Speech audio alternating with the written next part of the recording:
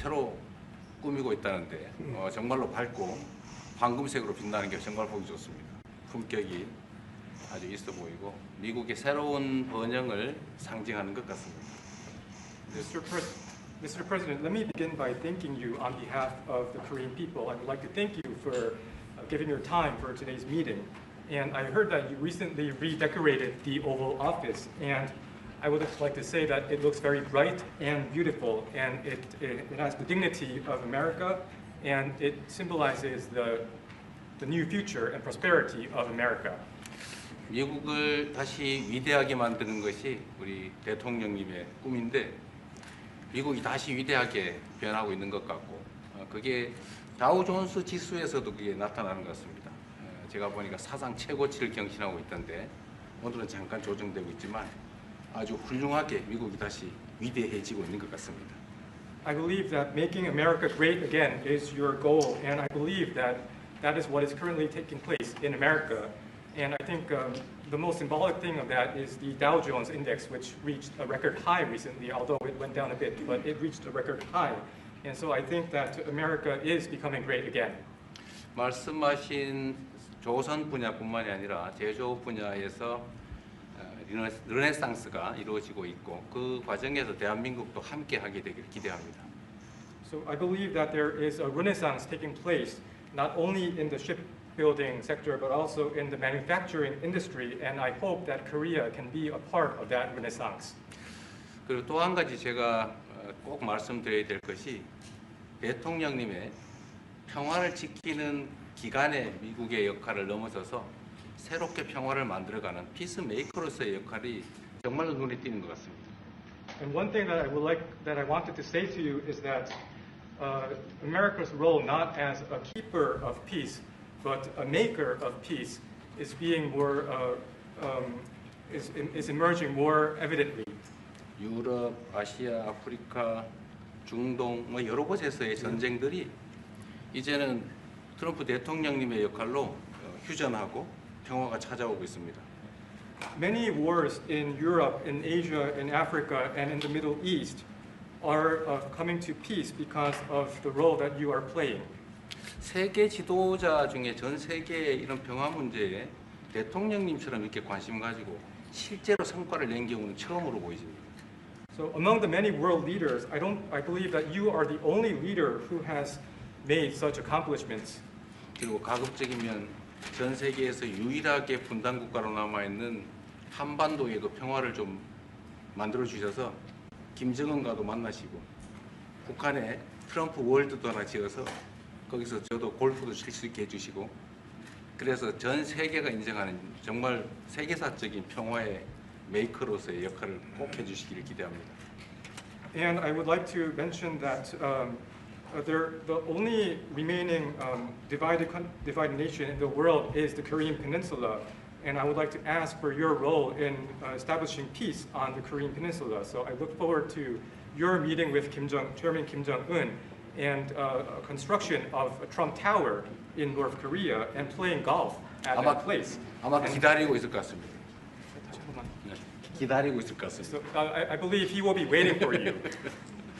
그리고 마지막으로 든든한 한미 동맹을 기반으로 대한민국이 성장 발전해 왔고 앞으로도 이 한미 동맹을 군사 분야뿐만이 아니라 경제 분야 또 다른 과학 기술 분야까지 다 확장해서 미래형으로 발전시켰으면 좋겠습니다.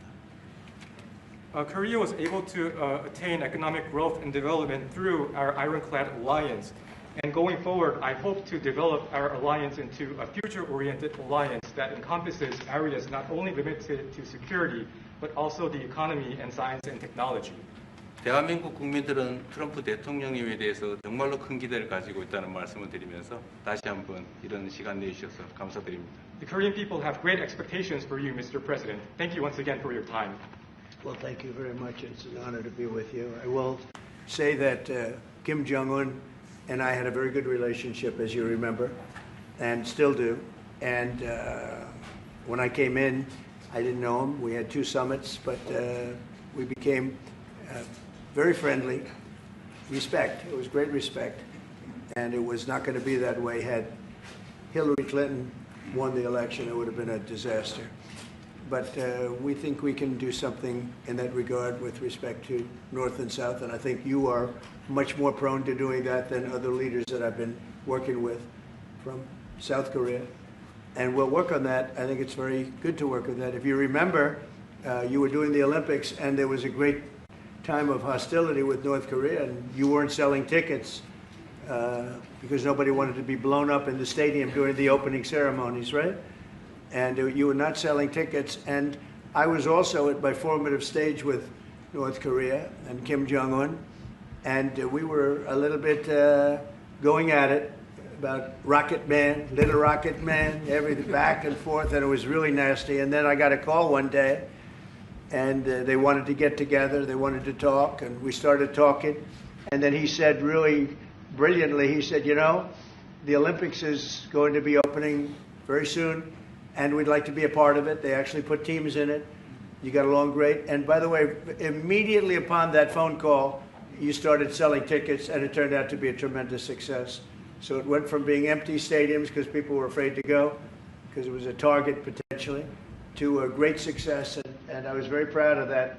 You had one of the most successful Olympics, and now we have the Olympics coming to the U.S., so we're very happy about that. But that was a great honor to get involved and make the Olympics so successful. 네, 대단히 감사합니다. 다시 한번 모시게 돼서 영광이라고 말씀드리겠습니다. 제가 김정은 위원장과 굉장히 좋은 관계를 가지고 있습니다. 그리고 현재도 매우 좋은 관계가 있습니다. 내가 처음에 취임하고 난 다음에 두 번의 정상회담을 김정은 위원장과 함께 했고 상당히 친해졌고 또 더 중요한 것은 둘 다 존경심을 서로에게 가지고 있다는 것입니다.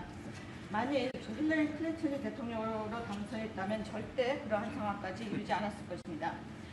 제가 보기에는 이재명 대통령께서 한국의 어느 지도자보다도 북한에 좀 더 문제를 해결하고자 하는 의지가 있는 그러한 대통령이라고 생각합니다. 그래서 어쩌면 우리가 함께 노력한다면 어느 정도 진전이 있을 수도 있겠습니다. 사실 그 한국에서 올림픽이 열렸을 때 북한 때문에 많은 사람들이 올림픽 표를 사지 않는 그런 현상이 생겨났었습니다. 그런데 김정은 위원장이 그때 사실은 김정은 위원장과 초기에는 제가 별로 사이가 좋았던 것은 아닙니다. 서로 라켓맨이라고 부르면서 주고받는 그러한 그 해프닝도 있었습니다. 그런데 어느 날 통화를 시작하게 되었고 통화를 하면서 그가 얘기를 했습니다. 한국에서 올림픽이 곧 열리는데 우리 북한도 참가하겠다. 그렇게 얘기를 했습니다. 그리고 그 통화 직후에 올림픽표가 많이 팔리기 시작했습니다. 그리고 한국의 올림픽은 올림픽 역사상 가장 성공적인 올림픽으로 지금 기록되고 있습니다. 또 우리 미국도 곧 올림픽을 주최할 예정입니다. 그래서 우리도 미국에서 성공적인 그런 올림픽을 주최할 계획을 가지고 있습니다. 김정은 위원장 말씀을 하셔서 그런데 사실 대통령님 덕분에 이 북한하고 이 한반도 관계가 매우 안정적이었습니다. 그런데 사실 그 이후 대통령께서 미국 정치에서 잠깐 물러서 있는 그 사이에 사실은 북한의 미사일도 많이 개발됐고 핵폭탄도 많이 늘어났고 진척된 것도 없이 한반도 상황은 정말로 많이 나빠졌죠. Mr. President, you mentioned about Chairman Kim, and thanks to your efforts when you were in office during your first term, the situation on the Korean Peninsula was stable.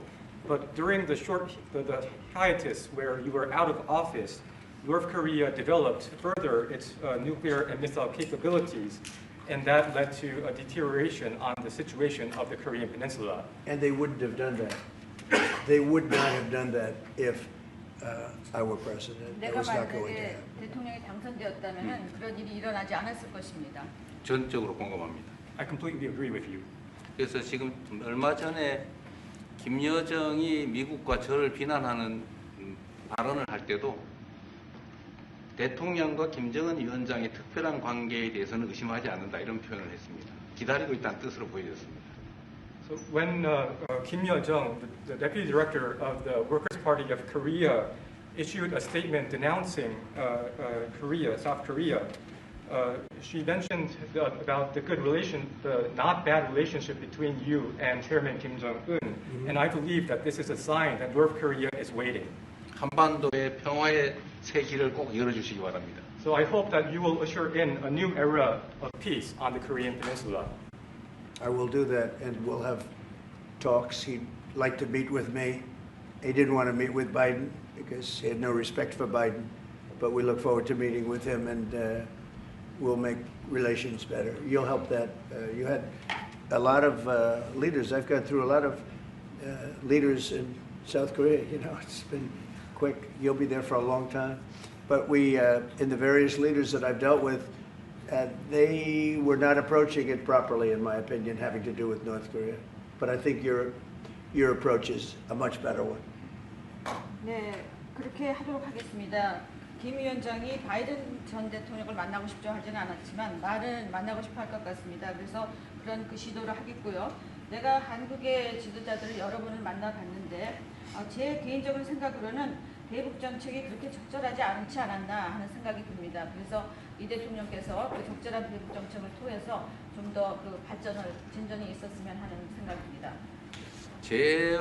저의 관여로 남북 관계가 잘 개선되기 쉽지 않은 상태인데 실제로 이 문제를 풀 수 있는 유일한 인물이 트럼프 대통령이십니다.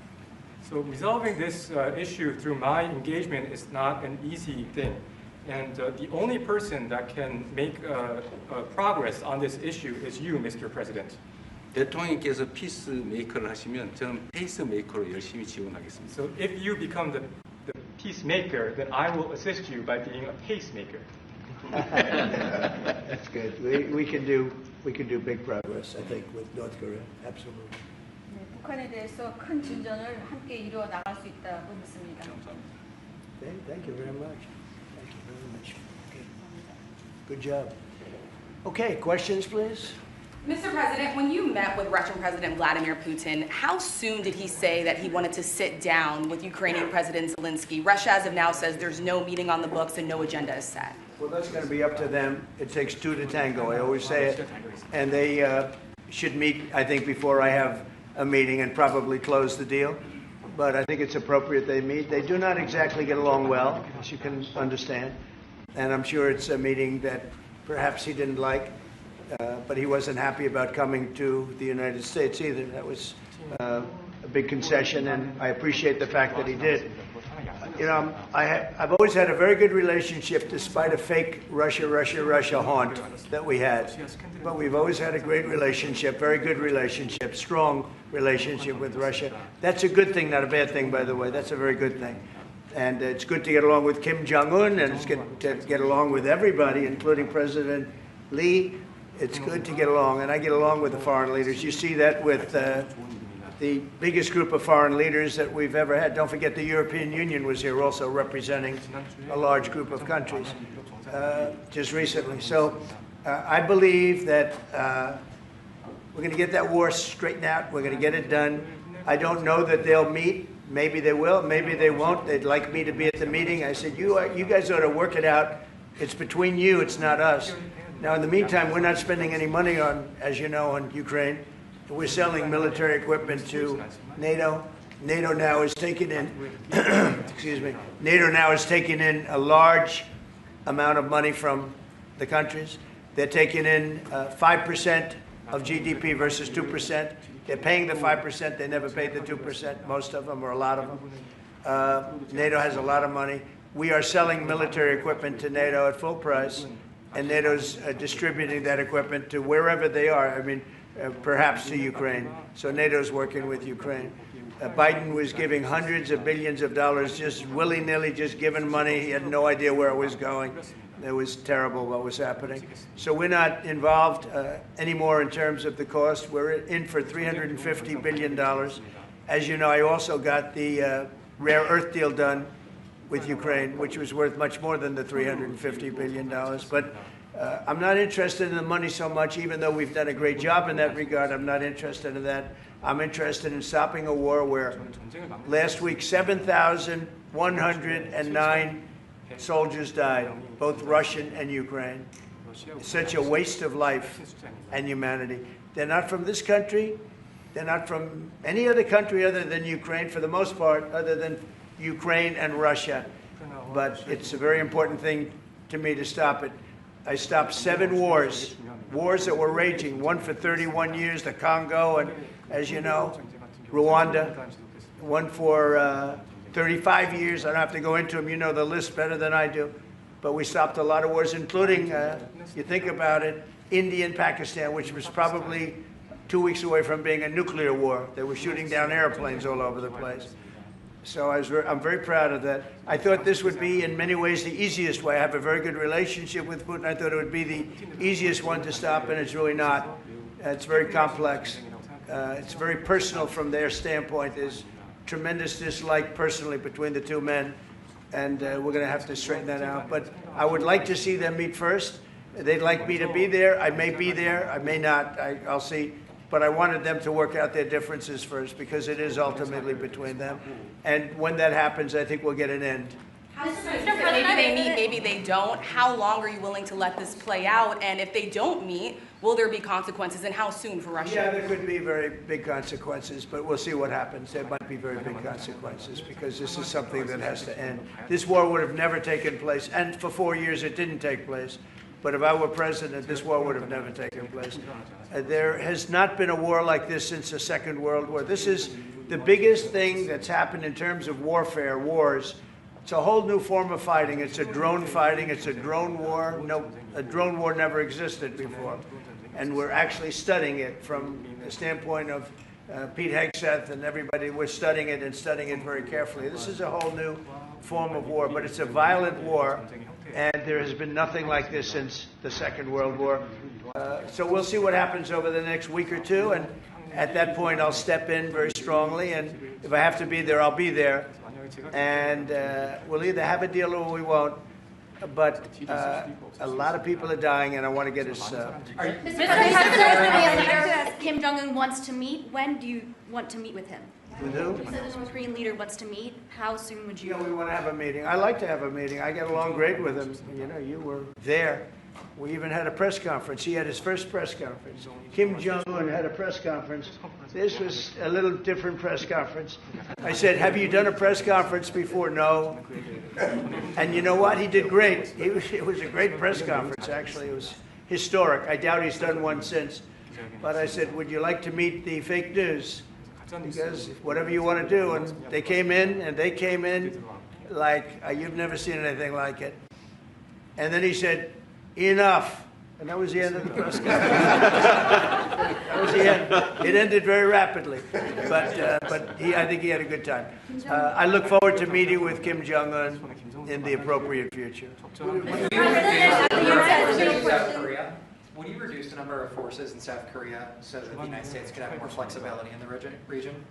Say it. Would you consider reducing the number of U.S. forces in South Korea so that the United States can have more Well, flexibility? I don't want to say that now, because we've been friends and we're friends. And look, we have a lot of people over there. We have over 40,000 troops in South Korea. As you know, South Korea agreed to pay for that during my last term. And then when Biden came in, they complained to Biden that I wasn't a nice person. And he agreed not to pay. He gave up billions of dollars. We were getting paid billions of dollars. But then Biden ended that for whatever reason. It's unbelievable that he did. But we have a very good relationship militarily.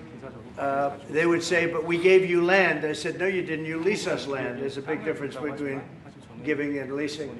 And maybe one of the things I'd like to do is ask them to give us ownership of the land where we have the big fort.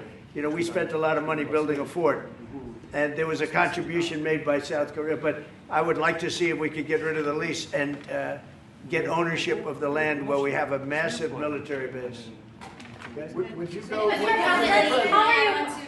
Thank you, Mr. President. How are you planning to make? I also want to ask this question to Mr. President. Who are you with? I'm Song Mi-jin. I'm from South Korea's Arirang TV. Good. Thank you so much. Good. So as mentioned earlier, United States is South Korea's most important and closest ally. So in this point of view, I would like to ask you and also President Lee, what do you think are the key ways to make the South Korea-U.S. alliance greater? Well, I think it's great now. I feel very warmly toward South Korea. I will tell you that I have a lot of people in business that I deal with that are from South Korea. They love Trump because they feel I've saved. I think you would have had a nuclear war if I weren't. I think you would have had a nuclear war, North Korea and South Korea. I think it would have been a disaster. You're only 60 miles away from Seoul. They don't even need nuclear. They have their cannons, you know, howitzers, and they have them buried in the mountain. You know what I'm talking about. And I think you would have had, if I didn't win that election, if Hillary Clinton, crooked Hillary, won that election, I think you would have had a nuclear war. It would have taken place, and it would have been horrendous for everybody, including them. It would have been very bad for them because we would have had to enter the picture, and we are the most powerful nuclear country in the world by far. Russia's second, China's third. China's going to catch eventually, 5 or 6 years. They're working to catch. One of the things we're trying to do with Russia and with China is denuclearization. And it's very important. One of the things I discussed with President Putin the other day, it wasn't just that, it was also other things. And I think the denuclearization is it's a big aim, but Russia's willing to do it, and I think China's going to be willing to do it too. We can't let nuclear weapons proliferate. We have to stop nuclear weapons. The power is too great. Okay? Thank you. Mr. President, I'd like to ask you further question about South Korea and U.S. alliance. I'm Anna from the Korea Times, and I'd like to ask you about the trade deal that's on the table. You mentioned about the shipbuilding industry, and President Lee mentioned about the manufacturing industry. And what other areas or sectors that you intend to focus on this trade deal? Because Korea is bringing in many investments and create jobs as well. So I'd like to know the opinions of both, how to get a beneficial outcomes for both countries through this deal. Well, we're going to get along great because we really sort of need each other. We love what they do. We love their product. We love their ships. We love a lot of the things that they make.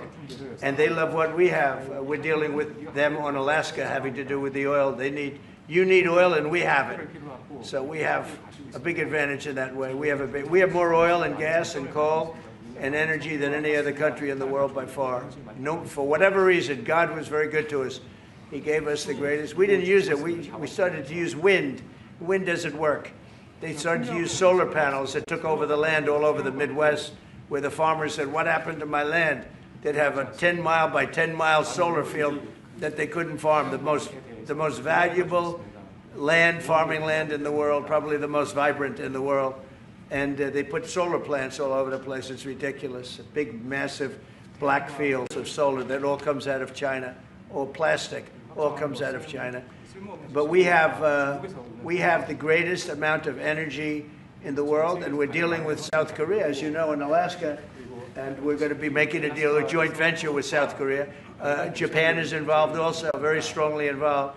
So we have Japan and South Korea, and we're actually the closest. You know, it seems like quite far away, Alaska, but actually it's right up the little ocean, right up the little Pacific Ocean. It's actually pretty close, relatively speaking. But we have more oil and gas and coal than any other nation in the world by far, and we're going to use it. And that's the thing that South Korea, I think, most wants from us, I would think. Mr. President, would you go back to the DMZ to meet with the North Korean leader? Say it. Would you go back to the DMZ to meet with the North Korean leader? I loved it. Remember when I walked across the line and everyone went crazy? Especially Secret Service, I would say they were going crazy. And I looked into those windows, you know, the windows, the glass, that you could only see if you looked direct, because there was all sorts of stuff. But I looked in and I saw more rifles pointing at me than you could. There were a lot of rifles in that building. The Secret Service was not happy. You know the buildings I'm talking about? The two blue buildings on each side. And I walked up the middle and I looked in the window and I saw more guns in that room than I've ever seen in my life. I looked at the other side and it was the same thing. And yet I felt safe. I felt safe because I have a great relationship with Kim Jong-un. I hope it stays that way. I think it will. I have a very good relationship. I understand him. I spent a lot of free time with him, talking about things that we probably aren't supposed to talk about. And, you know, I get along with him really well. I think he has a country of great potential, tremendous potential. Is it possible you meet him this year or maybe next year? Well, I'm meeting a lot of people. I mean, it's hard to say that, but I'd like to meet him this year. President Xi would like me to come to China. It's a very important relationship. As you know, we're taking a lot of money in from China because of the tariffs and the different things. And it's a very important relationship. We're going to get along good with China. I hear so many stories about we're not going to allow their students. We're going to allow their students to come in. We're going to allow, it's very important, 600,000 students. It's very important. But we're going to get along with China. But it's a different relationship that we have now with China. It's a much better relationship economically than it was before. With Biden, boy, what he allowed that, I mean, they just took him to the cleaners. You know the expression? They took him to the cleaners. I'm sure they have an equal expression in South Korea, but they took that guy out for a ride like nobody's ever been ridden before. Terrible. But we have a very strong relationship, Howard, I would say, economically with China now, getting much better. They have to give us magnets. If they don't give us magnets, then we have to charge them 200% tariff or something, you know. But we're not going to have a problem, I don't think, with that. I think that's perhaps behind us. You know, China intelligently went and they sort of took a monopoly of the world's magnets. And nobody needed magnets until they convinced everybody 20 years ago, let's all do magnets. There were many other ways that the world could have gone. But so it'll take us probably a year to have them. We're heavy into the world of magnets now, only from a national security standpoint. But we have a powerful thing. It's airplane parts. They have many Boeing jets. You know, they had 200 jets that didn't fly. And I've sent them all, based on his word, I sent them all of the parts so their planes can fly. I could have held them back. I didn't do that because of the relationship I have. And their planes are now flying. You know, we had 200 of their planes were unable to fly because we were not giving them Boeing parts purposely, because they weren't giving us magnets. Therefore, we weren't giving them. But we have a much more powerful thing, that's tariffs.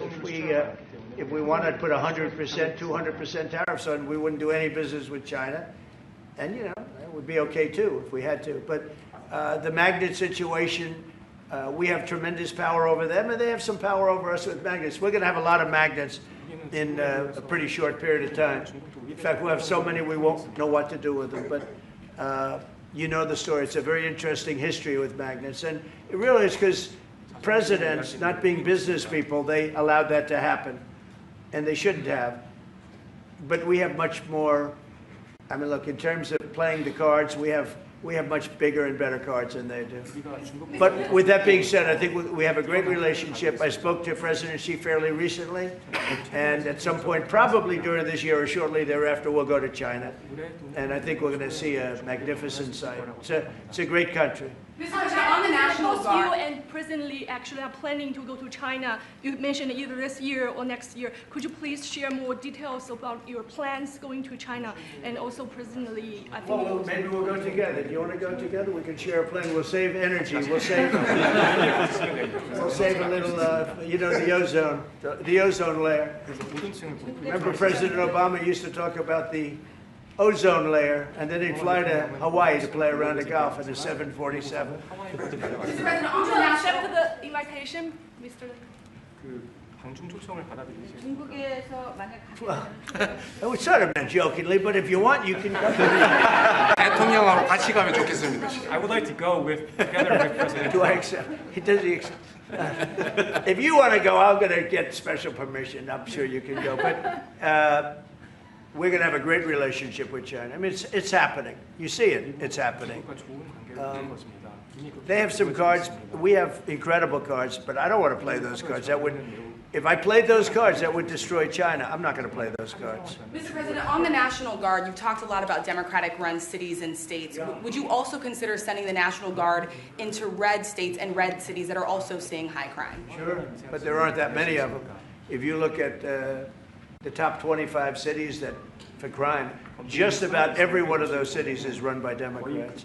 And you know, one of the bad things they did, cashless bail, if you look back on time, when they allowed a murderer out that afternoon, you know, he'd kill somebody and then a couple of hours later he's walking the streets again, oftentimes killing again rapidly. Cashless bail is a disaster. You saw we had a news conference today on that. We're wiping it out in D.C., immediately wiping it out. It started in New York, I must tell you, and it's been a horrible thing for crime, especially violent crime. So we're going to end cashless bail, yes. Thank you. When will you deploy to Chicago, and how long are you keeping troops here in Washington, A little D.C.? discussion. I really want to be appreciated. You know, when we go into a city and wipe out the crime, so D.C., it sounds so horrible, I'm embarrassed to say it in front of you because they don't have anything like this. Washington, D.C., sir, has not had a murder in 11 days. Now, he's saying that's a horrible thing to hear because they don't have murders for ever. But Washington, D.C., if you go back and check, it's been many years since we went a week without having a murder. Now we haven't had, and I would say that Washington, D.C. right now is much safer than Seoul. You know why? Because we have a friendly neighbor. We have more friendly neighbors. You have a different kind of problem. We all have different problems. But Washington, D.C. is a very safe city right now. People are going out to dinner. Restaurants are opening. Restaurants that were going to close are now going to stay open. Friends of mine are going out to dinner all the time. They didn't go out to dinner for 4 years. It went rampant during the Biden years. Just rampant. That's why Susie is very close to the mayor and has a lot of respect for her, but I view it maybe a little differently because the mayor would say that it's gotten better for 30 years, it's gotten better. No, it's gotten worse. And the worst day of all was when we just got to office for the second time, and it's in very bad shape. So the mayor shouldn't be saying that violent crime has been getting better. It's been getting much worse. And the day I took office, it was the worst. And we did some minor things, made it a little bit better, but then we said, look, we got to stop it because too many people are getting killed. And we have not had a murder in 11 days. It sounds crazy. I hate to say this in front of this gentleman who I respect, because they don't have murders for years. But we have not had a murder in 11 days. And that's going to go on for a long time. And there will be, I guess, it'll happen a little bit, but we have a very safe city. This is one of the safer cities right now in the country. And in a short period of time, it'll be like the border. Nobody came in through our border for the last 90 days, 3 months. We had 0 illegal aliens from the Congo, from South America, from all over the world, from prisons coming in, pouring into our country. Nobody, not one person, and this is done by a liberal group, a liberal think tank. They do the work. Not one person has come into our country. Think of that. It's been amazing. And I didn't have to go back to Congress and ask. Biden could have done this by himself. I did. I said, close the borders. We had the great Tom Homan. We had Christie, as you know, Christie Noem, who did a fantastic job. She's doing a fantastic job. Pete Hegseth has been incredible with the, as I call it, the Department of War. You know, we call it the Department of Defense, but between us, I think we're going to change the name. You want to know the truth? I think we're going to have some information on that maybe soon, but I think because, you know, Department of Defense, we won the World War I, World War II. It was called the Department of War. And to me, that's really what it is. Its defense is a part of that. But I have a feeling we're going to be changing. I'm talking to the people. Everybody likes that. We had an unbelievable history of victory when it was Department of War. Then we changed it to Department of Defense. So that's a little thing, has nothing to do with your country, but it's something that I think you're going to be hearing about or seeing about over the next couple of weeks. Probably that change is going to be made over the next week or so. Are there 2 Koreas, North and South, or is there one Korea waiting to be unified? Well, I know it is 2 Koreas. I mean, you know, there was one Korea. It was a very large country and a very powerful country. And it was a country that went to war with China. President Xi explained it. Went to war with China many times over the last 2,000 years. You had many, I think he told me 51 times. So I remember I went to President Xi. I said, you know, we're having a problem with North Korea.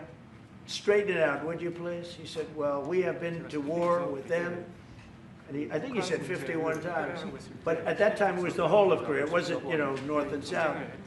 And after he explained it, I said, all right, not going to be that easy. I guess you're right. But, you know, you had one Korea, and it was a very big, powerful nation.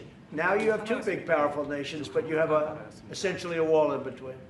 Can you elaborate comments, the post and comments you made on South Korea early this morning, like raids on churches, going into U.S. military base, purge, revolution. How do you think about it? 이재명 대통령께도 질문드리겠는데요. 저희가 이제 빛의 혁명이나 이게 내란 사태 극복하는 과정에서 이런 일들이 좀 벌어졌다라고 말씀하신 것 같아요. 그 부분 설명해 주시죠. I heard from Intel that there was a raid on churches. We're going to talk about that later. I haven't spoken about it yet, but when we meet. And, that would be too bad if that's the case. But I did hear that from Intel, that there was a raid on churches, closing some churches. So we'll talk about that later. I could ask you now if you want. Mr. President, what conversation? Wait a minute. If you'd like. Because it didn't sound to me like South Korea. 간단하게 말씀을 드리면 지금 대한민국은 아시는 것처럼 친위 쿠데타로 인한 혼란이 이제 극복된 지 얼마 안 된 상태고 그 내란 상황에 대한 국회가 임명하는 국회가 주도하는 특검에 의해서 사실 조사가 진행 중입니다. 물론 저의 통제하에 있지는 않지만 하여튼 대한민국 검찰이 하는 일은 검사가 하는 일은 팩트 확인, 팩트 체크인데 미군을 직접 수사한 게 아니고 그 부대 안에 있는 한국군의 통제 시스템이 어떻게 작동했나를 확인한 것 같습니다. 나중에 좀 더 자세히 설명을 드리도록 하겠습니다. So it hasn't been long since Korea has overcame the political turmoil following the self-coup by the former president. Currently, there is a fact-finding investigation by a special prosecutor that was appointed by the National Assembly. And this special prosecutor... Is his name Deranged Jack Smith, by any chance?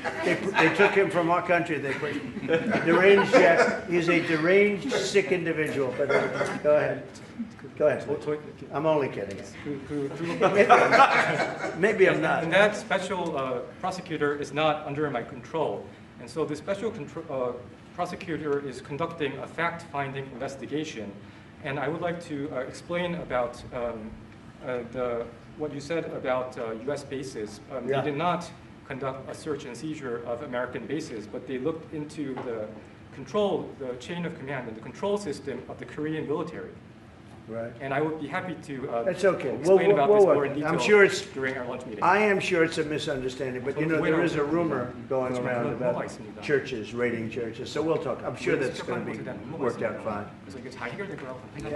Yeah, please go ahead. Mr. President, what conversations have you had with Israeli Prime Minister Benjamin Netanyahu about what is going on in Gaza? There was a UN-backed report that said there was a famine in Gaza. Based on what you know and what you've been briefed on, do you agree with that? So I deal with Bibi Netanyahu quite a bit, and we had great success, obviously, in Iran. We knocked out their nuclear threat. That would have been a horror show having them have a nuclear weapon. They would have used it too. We did very well there. Right now they're talking about Gaza City. There's always talking about something. At some point it's going to get settled, and I'm saying you better get it settled soon. You have to get it settled soon. And that means, nobody can forget October 7th. People forget October 7th. That was one of the most brutal. I've seen some terrible things, some brutal things. That was about as bad as it gets. And nobody can forget that. With that being said, it's got to get over with. It's got to get over with because between the hunger and all of the other problems, worse than hunger, death, pure death, people being killed. And, I'm the one that brought back the hostages, and I did it with that gentleman right there, Steve Witkoff, and with Marco. All of us, the whole team, we worked together. Even the trade people worked on it with us. And we brought back a lot of the hostages. Now we're left with, would you say 20, Steve, or would you say it's less than 20? I hope it's 20. He hopes it's 20 because some could be dead. That's what he means, I assume. So we have 20, but there's rumors that some could be dead. It's a terrible situation over there, terrible, terrible situation. But it's coming to a head, it's coming to an end.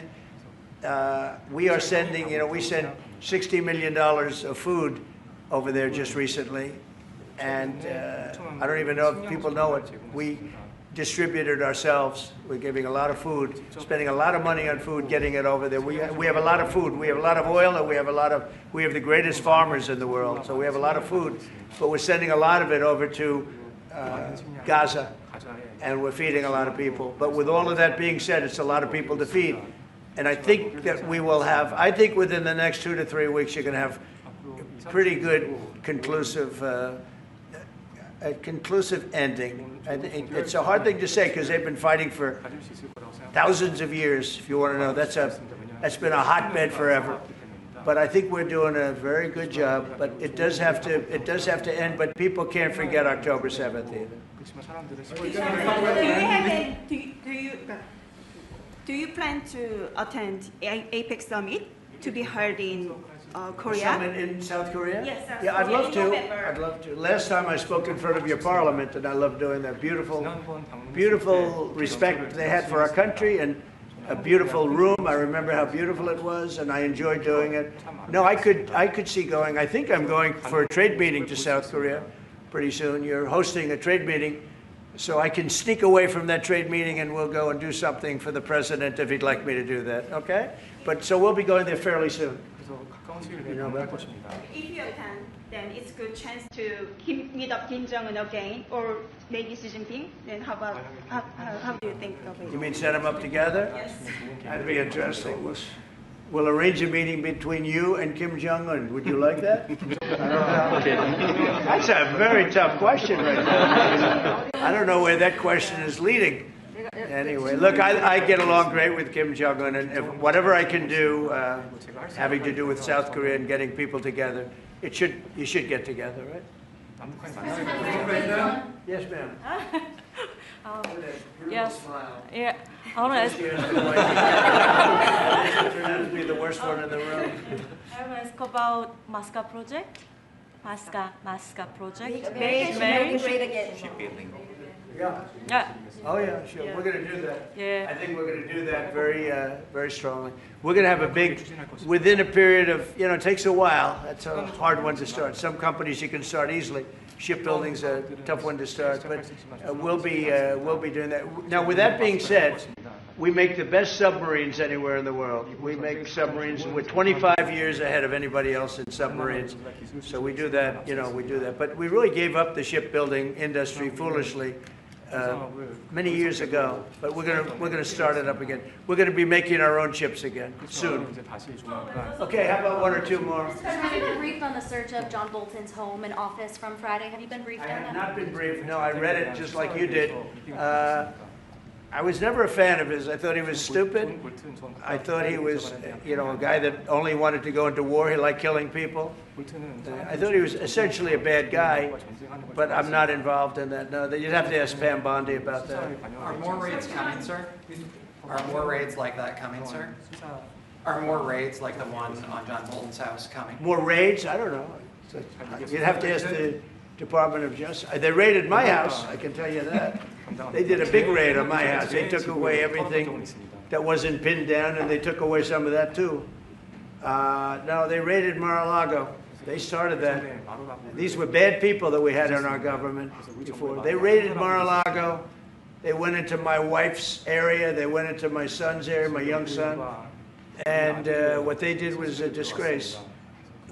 But how did it work out? I see. We're in the overall. Oh, I guess it didn't work out too well for them, did it? They are bad people. They're sick. They're sick people. And they came in with their guns into Mar-a-Lago, and like 98 people. I wasn't there. Fortunately, I wasn't there. But they are very evil, very sick people, that group. And if they would have won the election, this country wouldn't exist as we know it. This country would have been a failed country. And now it's the hottest country anywhere in the world by far. We are the hottest country in the world by far. Okay, another question. One more on the president. Yes, sir, go ahead. Yeah. President Lee met with the Japanese Prime Minister before this summit. That's good. So is there something to discuss regarding the cooperation among the South Korea, US, and Japan? I think so. Look, Japan is a great ally of us, and I had a little bit of a hard time getting you two together because you're still thinking about comfort women, right? Comfort women. That's all they wanted to talk about was comfort women. And I thought that was settled a few times over the decades. But there is an overlapping problem with that. Perhaps I'm wrong in saying it. Perhaps this isn't right, but the whole issue of the women, comfort women, very specifically, we talked, and that was a very big problem for Korea, not for Japan. Japan wanted to go. They want to get on, but Korea was very stuck on that. You understand? So I don't know. Perhaps you'd like to answer. It's a good question. It was hard getting Japan and Korea together. because of what took place a long time ago. 과거사 문제 때문이었습니다. But Japan wants to do it, I can say. Korea is a little bit more tenuous, please. 하고 싶은데 한국은 지금 어떻습니까? 질문은 그 3자 협력에 대해서. 우리 한미일 협력은 매우 중요한 과제고 또 한미 관계의 발전을 위해서도 한일 관계가 어느 정도 수습이 돼야 됩니다. Trilateral cooperation among Korea, the U.S., and Japan is very important, and better Korea-Japan relations is also important for the Korea-U.S. relationship as well. 그래서 대통령께서 한미일 협력을 매우 중시하고 계시기 때문에 제가 대통령을 뵙기 전에 미리 일본과 만나서 대통령께서 걱정하실 문제를 다 미리 정리했다 이렇게 생각해 주시면 좋겠습니다. Because I know that President Trump, that you put emphasis on trilateral cooperation, Right. I made a visit to Japan before coming to the U.S. to settle the difficult issues that we have. Well, Japan wants to get along very well with you. And I find them to be great people, great country, obviously. And they want very much to get along with South Korea. And you have something in common, you know, you want to solve the North Korea problem. But Japan very much wants to get along with you, and I'm sure they will. I find the people that I deal with to be wonderful people, as I do with you. 한국과 마찬가지입니다. 이번에 일본에 가서 이시바 총리를 만났을 때 그 전에 우리가 가지고 있던 여러 장애 요소들이 많이 제거됐다는 생각이 듭니다. So when I visited Japan and met with Prime Minister Ishiba, I realized that many of the obstacles that existed between our two countries have now been removed. True. During my term. We removed them during my term. There was an overlay a little bit, but we removed many of those obstacles during my term. And, you know, if you look at Prime Minister Abe, who was a great man, he was a great friend of mine, and he was assassinated. But he felt very warmly toward your country, I can tell you that. And the current Prime Minister, who I've gotten to know very well, feels the same way. So I think you're going to have a great relationship with Japan. Steve, go ahead. Just to close the loop on Gaza, is there a diplomatic push underway to try to get all this to end? Oh, there's a diplomatic push. No, is there? There has been, yeah, sure. Right now, Steve, I would say very serious diplomatic push. Marco or Steve? Marco, do you want to answer that first? Yeah, it's never stopped. We've always looked to find a solution there. Ultimately, as the president said, we want it to end. It has to end with no Hamas. Thank you, sir. Steve, where are we? I would say that we wouldn't be anywhere but for the president's truth last week, which was a statement to Hamas that they better get their act together and get to the peace table. But for that, it would have been all stalled. So, as usual, he is the man who moves it. Thank you, sir. Thank you. Thank you very much, everybody. Thank you, guys. Thank you, guys. Let's go. Let's go. Head out. Head out. Start moving. Thank you. Thanks, guys. Let's go. Let's go. Thank you. Straight out the door. Thanks, guys. Let's go. Let's go. Thanks, guys. Sales, let's go. TV, let's go. Come on, come on.